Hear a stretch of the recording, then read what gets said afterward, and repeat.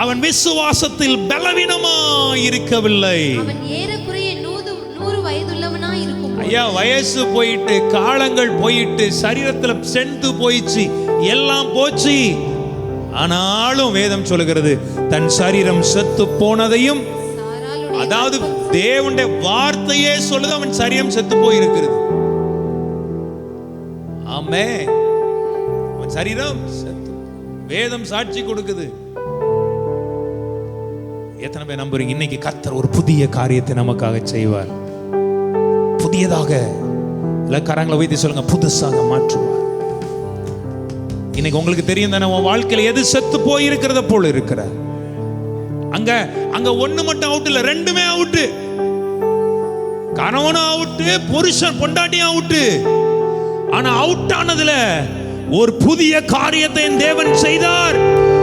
இன்னைக்கு ஒண்ணு சொல்லுவேன், எது அவுட் ஆயிச்சோ, எது முடியாது நினைச்சாங்களோ, அதுல தான் ஒரு புதிய தொடக்கத்தை தேவன் நமக்காக தந்து உன்னை ஆசீர்வதித்து உன்னை மேன்மைப்படுத்தி,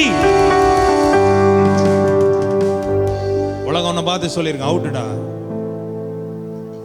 ஆமென், நீ ஃபெயிலியர், உன்னால நீ சாதிக்க முடியாது, நீதான் எல்லாம் இழந்து போயிட்டிய, இனி இருக்கிறது வரைக்கும் ஏதோ ஒரு வாழ்க்கை, ஏதோ ஒரு சில விஷயங்கள், சில பிசினஸ்ல ஒரு இழப்புகள் வந்திருக்கும், சில நஷ்டங்கள் வந்திருக்கும், சில குறைவுகள் வந்திருக்கும். உலகம் சொல்லும், உனக்கு தேவையாப்பா, பேசாம உன் வேலையை பார்த்துட்டு இருந்திருக்க வேண்டியதானே. அவன் இல்லையா, அவன் ஒரு கணக்கு போட்டு உனக்கு கால்குலேட் பண்ணி சொல்லுவான். இந்த உலகம் உனக்கு கால்குலேட் பண்றதுக்கு மட்டும்தான் இருக்கும். ஆனா நீ ஒன்னே ஒன்று நம்பு, நீ என்ன கால்குலேட் பண்ணாத, என் தேவன் என்ன குறித்து ஒரு கால்குலேட் பண்ணி வச்சிருக்கிறார். அவர் எனக்கு ஒரு கணக்கு போட்டு வச்சிருக்கிறார். அவர் எனக்காக ஒரு புதிய காரியத்தை அவர் செய்வார். வனாந்திரத்தில் எனக்கு ஒரு வழியையும் அவர் உண்டாக்குவார்.